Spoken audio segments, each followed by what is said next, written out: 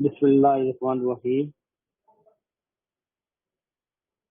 الحمد للہ رب العالمین والعاقبۃ للمتقین والصلاۃ والسلام علی رسول النبی الکریم اما بعد اعوذ باللہ من الشیطان الرجیم بسم اللہ الرحمن الرحیم الذی خلق الموت والحیاۃ لیبلوکم ایکم احسن عملا صدق اللہ العظیم اللهم رب اشرح لي صدري ويسر لي امري واحلل عقدة من لساني يفقهوا قولي رب زدني علما رب زدني علما رب زدني علما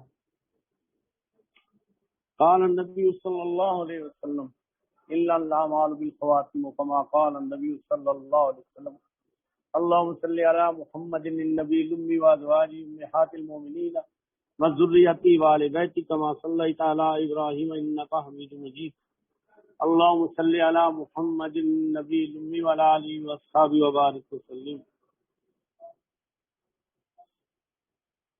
احادیث مبارکہ میں نبی اکرم صلی اللہ علیہ وآلہ وبارک وسلم کی ایک حدیث ہے، وہ بڑی مشہور ہے، سارے لوگ ہی جانتے ہیں اس حدیث کو، بہت مشہور ہے، لیکن اس پہ غور نہیں کرتے۔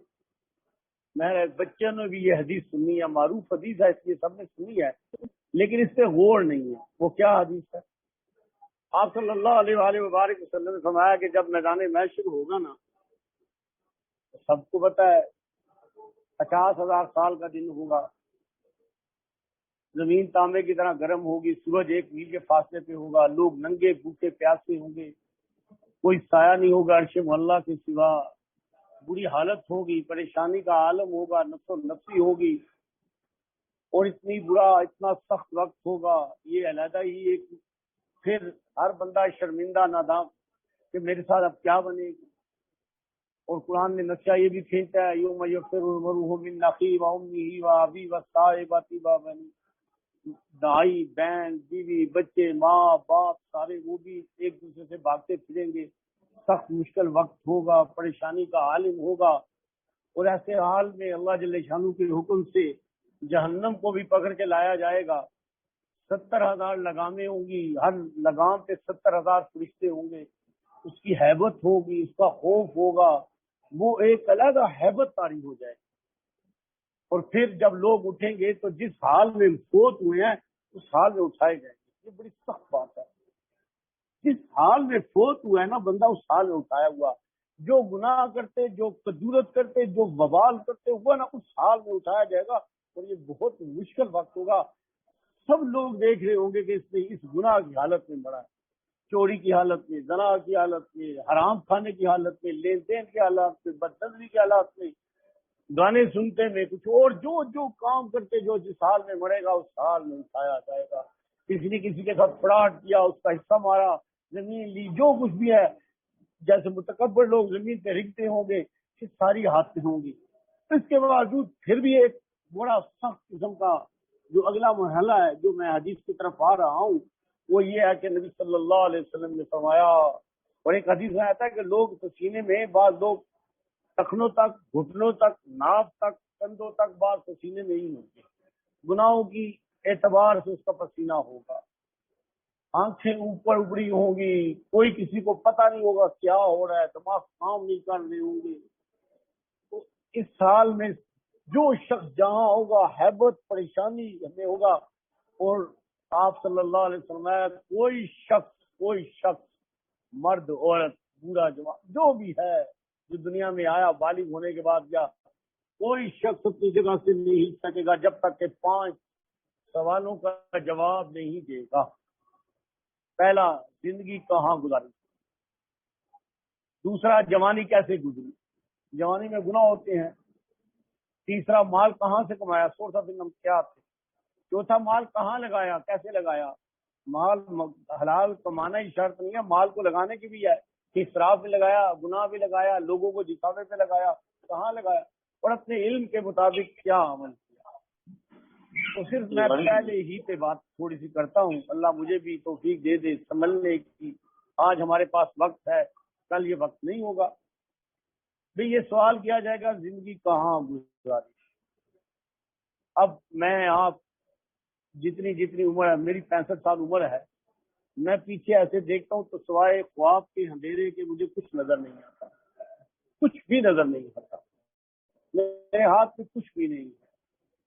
ایسے لگتا ہے کہ خواب سے تھا اٹھ کے آیا ہوں، پچھلی زندگی بس ایسے جیسے صفحے پڑے ہوئے ہیں، کچھ گزر گیا، ہو گیا، چلا گیا، مجھے کچھ یاد نہیں۔ کہ صبح کیا کھایا یہ بھی یاد نہیں، زندگی تو 65 سال کا حساب دینا، جس سے کتنے کیسے کیسے لمحات آئے۔ اب اس کو نا تھوڑا سا میں آپ آج تھوڑا سا اس کا تجزیہ کرتے ہیں کہ ہمارے 24 گھنٹے کیسے گزرتے ہیں۔ اگر ہم اپنے 24 گھنٹے کا روز حساب کرتے رہے نا تو انشاءاللہ میدان محشر میں اس دن گھبراہٹ نہیں ہوگی۔ 24 گھنٹے کا دیکھیں، ہر دکاندار جو دکان کرتا ہے رات کو جب دکان کلوز کرتا ہے تو دیکھ لیتا کہ خسارے میں ہوں کہ نفے میں ہوں، وہ روز دیکھ لیتا، پتہ چل جاتا اس سے میرے خرچے کتنے ہوئے، میری آمدن کتنی ہوئی ہے۔ ہم نے 24 گھنٹے کی اپنی زندگی کو ذرا دیکھنا ہے کہ کیا پایا، کیا کھویا، کیا کیا، کیا لیا، کیا دیا۔ جب اس کا ہم تھوڑا سا تجزیہ کریں گے نا تو انشاءاللہ ہماری مشکلیں آسان ہو جائیں گی۔ آج سے پہلے بھی کئی دفعہ میں نے گزارش کی تھی، اگر شروع میں بات نہیں بنتی تو کاغذ پینسل کا سہارا لے کے اپنے صبح جب اٹھو تو ٹائم لکھو، اتنے بجے اٹھا اور کتنی نیند کر کے اٹھا وہ بھی لکھ لو، 6 گھنٹے، 5 گھنٹے، 4 گھنٹے، جتنے بھی، کتنے بجے اٹھا اور کیا کیا عمل کیا۔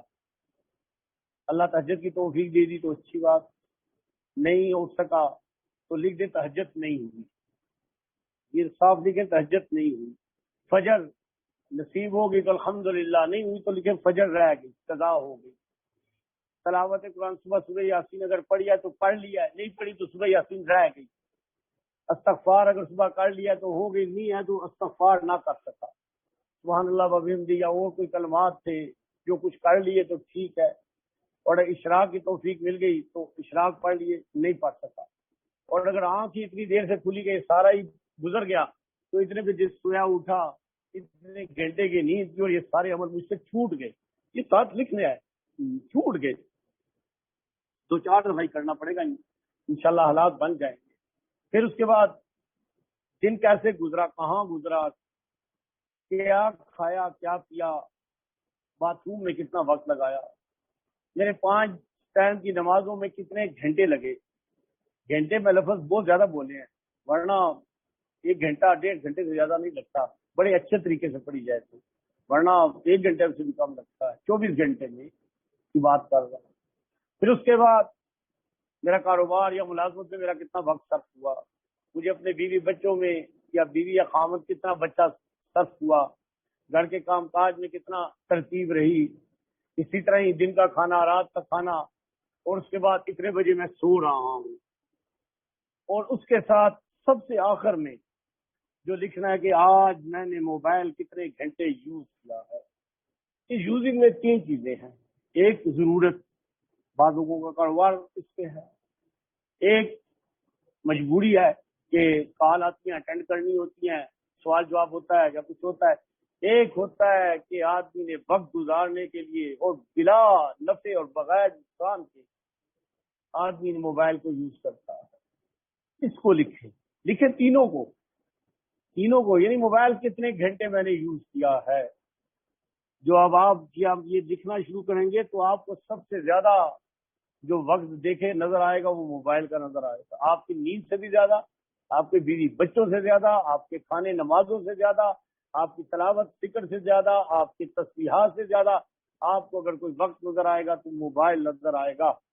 اب میدان محشر میں جب انسان انکار کرے گا، فرشتے دیں گے نامہ اعمال تو آدمی کہے گا یا اللہ یہ تو نہیں میں نے کیا، تو فرشتے کہیں گے یا اللہ اس نے کیا، ہم نے دیکھے اور ہم نے لکھا ہے، تو اللہ پاک فرمائیں گے اچھا زبان کو بند کر دیا جائے گا، ہاتھ زبان بن جائیں گی، آنکھیں زبان بن جائیں گی، کان زبان بن جائیں گے، دماغ زبان بن جائے گا، پاؤں زبان بن جائیں گے، سب بتائیں گے کہ یہ والا کام میں نے کیا، یہ کام میں نے کیا، یہ کام میں نے کیا، یہ کام میں نے کیا، یہ بدنظری میں نے کی، یہ گالی گلوچ میں نے سنی، یہ بد کام میں نے کیا، یہ غلاظت برا کام میں نے کیا، یہ میں نے کیا۔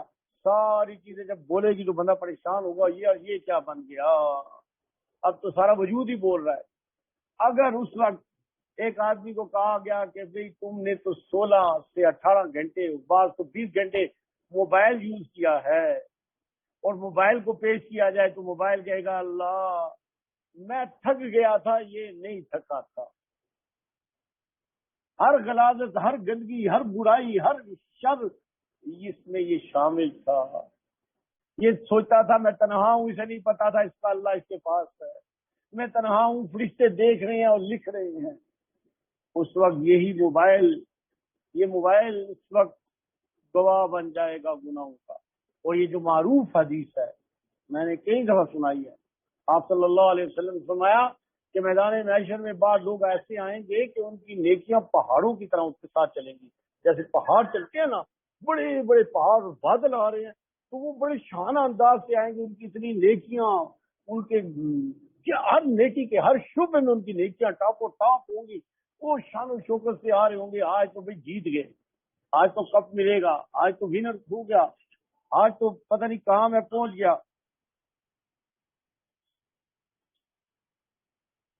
لیکن حدیث مبارکہ میں آتا ہے ان کے اعمال اڑا دیے جائے، جیسے بادل آتے ہیں تو اڑ جاتے ہیں اور صفا ہو جاتا ہے، ان کے بادل اڑ جائیں گے، ان کے اعمال اڑ جائیں گے۔ تو صحابہ رضوان اللہ تعالی علیہ اجمعین ڈر کے کہ یا رسول اللہ کیا بات ہے، کون سا عمل ہے جو ساری زندگی کے ان اعمال کو اڑا دے گا؟ فرمایا یہ وہ لوگ ہیں جو تنہائی میں گناہ کرتے۔ شاید یہ بات پہلے سمجھنا اس میں مشکل ہے کہ چند لوگ برائی کر لیتے تھے، تنہا ہوتے تھے، کوئی دیکھتا نہیں ہے۔ آج تو یہ موبائل تنہائی کا سب سے بڑا گناہ کا ساتھی ہے۔ ایک انگلی کا کلک آدمی کو ہزاروں زناؤں سے زیادہ شدید بنا دیتا ہے، خائن بنا دیتا ہے، برائی کی طرف رستے کھول دیتا ہے۔ باپ ادھر موبائل لے کے بیٹھتا ہے، ماں ادھر لے کے بیٹھتی ہے، بیٹی جوان ادھر لے کے بیٹھتی ہے، بیٹے ادھر لے کے بیٹھے ہیں۔ گھر موبائل کا اڈا اور فلم کا گھر بن گیا۔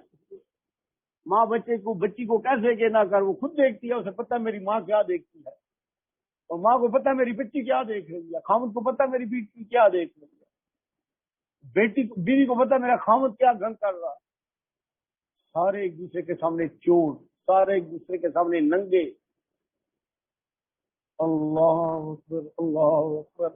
ایک زمانے کی بات ہے جب VCR آیا نا نیا تو فحاشی بہت پھیلی، گندی فلمیں بکنا شروع ہوگی تو گلی گلی میں کھل گئی دکانیں، وہ بہت جلدی کھلی تھی دکانیں، اور جتنے آوارہ گرد قسم کے لوفر لڑکے تھے انہوں نے تو دکانیں کھول کے بیٹھ گئے۔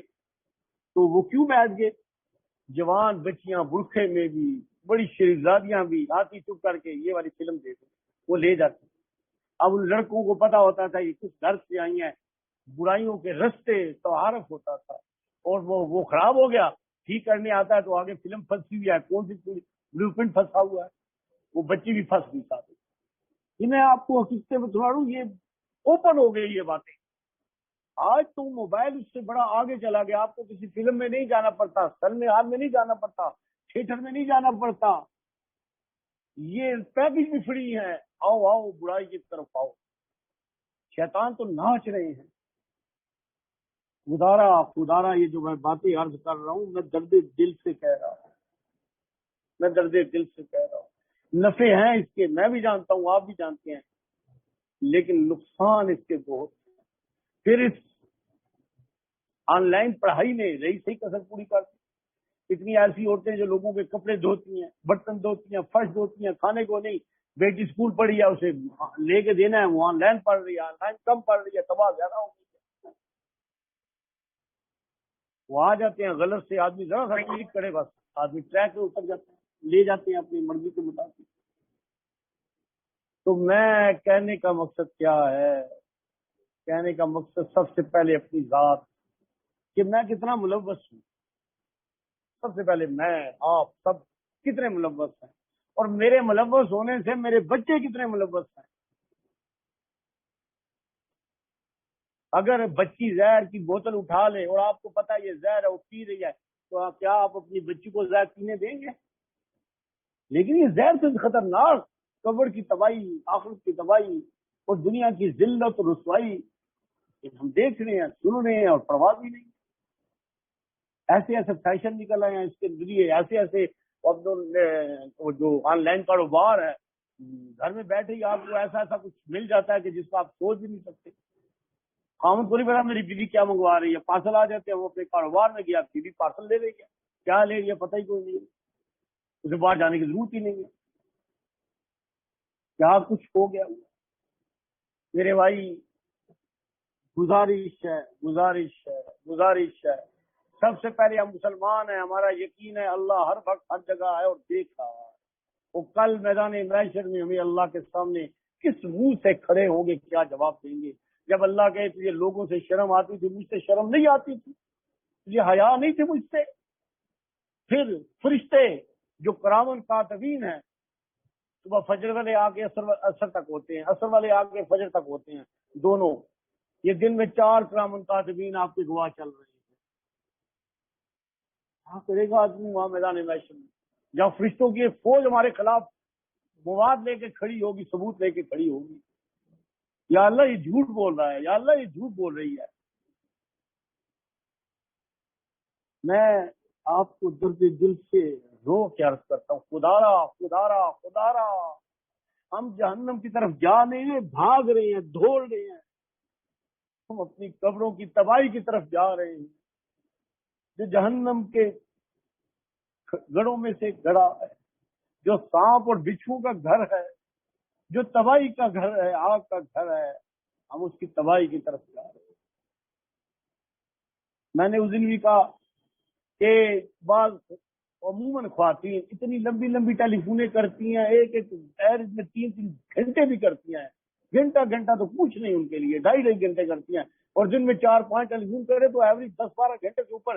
اگر ایک دن وہ اس کو نہ کر کے قرآن مجید الف لام میم سے شروع کرے نا تو ون ناس 2 دفعہ پڑھ، ایک دفعہ نہیں 2 دفعہ قرآن مجید ختم ہو جائے جتنی وہ ٹیلی فونیں کرتی ہیں. بھائی کل پوچھا جائے گا کیا کہیں گے، اتنی لمبی ٹیلی فون کیا ٹیلی فون میں کرنا ہوتا ہے کہ 1.5 گھنٹے کی ٹیلی فون، 2 گھنٹے کی ٹیلی فون، کون سی وہ باتیں ہوتی ہیں. میرے بھائیوں، میری بہنوں، یہاں جو اس میں ہے، کوشش کرو.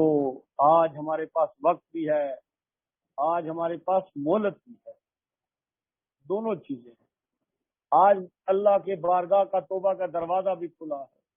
آج واپسی پہ اللہ کی طرف سے تحفہ، معافی اور مدد کی بھی امید ہے. لیکن موت سے پہلے موت کے ساتھ یہ سارے دروازے بند کر دیے جائیں.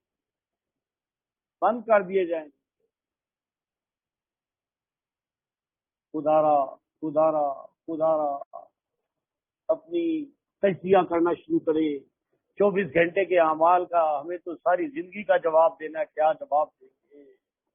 ہم تو 24 گھنٹے کا جواب نہیں دے پا سکتے. بس میری اتنی ہی گزارش ہے کہ آج اللہ 2 نفل پڑھ کے اللہ سے دعا مانگنی ہے. اللہ ندانی میں، بے وقوفی میں، جہالت میں، لاپرواہی میں، سستی میں بڑا وقت ضائع کر دیا. اے ماں سے زیادہ محبت کرنے والے، اب میری اصلاح کر دے، میری ترتیب بدل دے، میرا دل بدل دے، میری حالت بدل دے. اللہ آج تو ہمارے کسی کو نہیں پتا ہم کیا رات کو گند دیکھتے ہیں، دن کو گند دیکھتے ہیں. خامد کو نہیں پتا میری بیوی کیا دیکھتی ہے، بیوی کو نہیں پتا خامد کیا دیکھتا ہے، ماں کو نہیں پتا، باپ کو نہیں پتا بیٹی کیا دیکھتی ہے، بیٹا کیا دیکھتا ہے، بہن کیا دیکھتی ہے. کل جو میدان محشر میں دکھا دیا جائے گا تو کہاں منہ چھپائیں گے.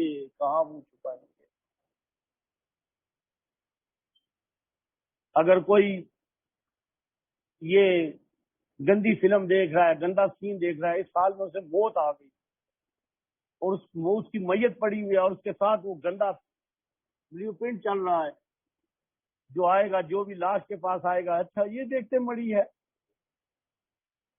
اور پھر جن کو دیکھتے مڑی ہیں کل ان کے ساتھ اٹھا دیا جائے گا اگر میدان محشر میں، تو کیا بنے گا. ایک چھوٹا سا واقعہ آپ کو سناتا ہوں، سچا واقعہ ہے، پھر ذکر کرتے ہیں.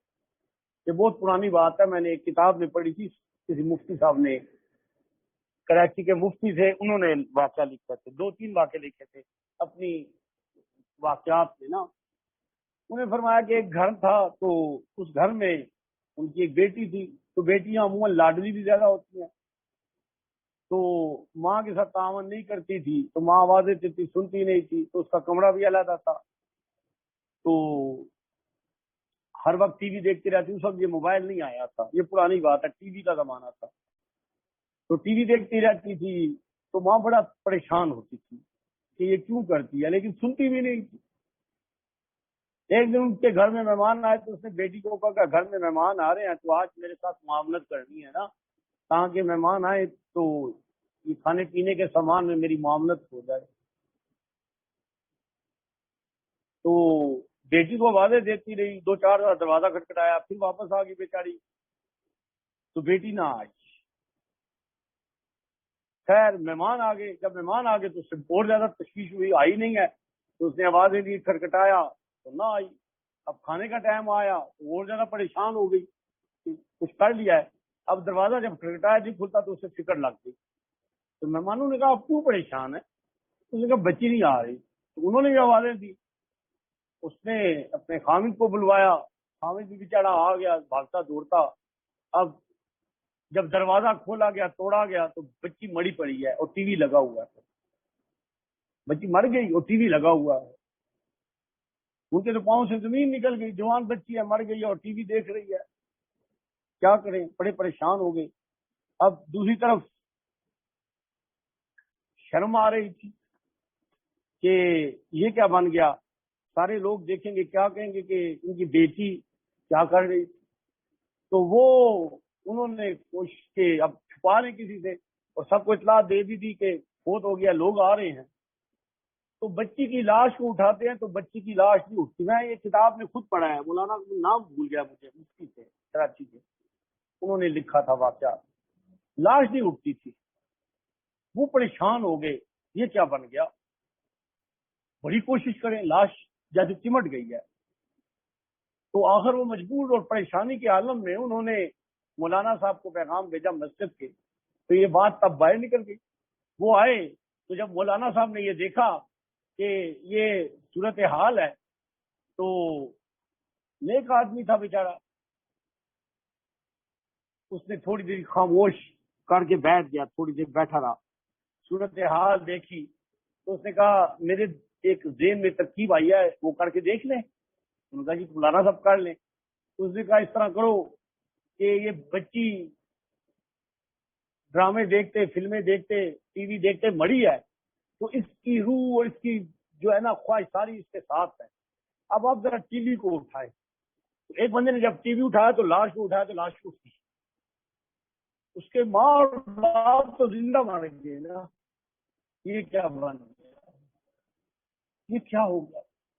اب اٹھا کے نیچے آ رہے ہیں، ٹی وی پکڑا ہوا ہے اور لاش بھی پکڑی ہے، نیچے لے کے آ رہے، بچھا دیا. اب لوگ آ گئے اور جو آئے تو حیران ہو کہ یہ لاش پڑی ہے، ساتھ ٹی وی کو پڑا ہے. ہر بندے کو نا، اور ماں اور باپ بیٹی بھول گئی، مرنا بھول گیا، وہ خود مر گئے، زندہ مر گئے. ان کے دل پھٹ رہے تھے، مر جاتے، ٹکڑے ہو جاتے. جب غسل دینے کا ٹائم آیا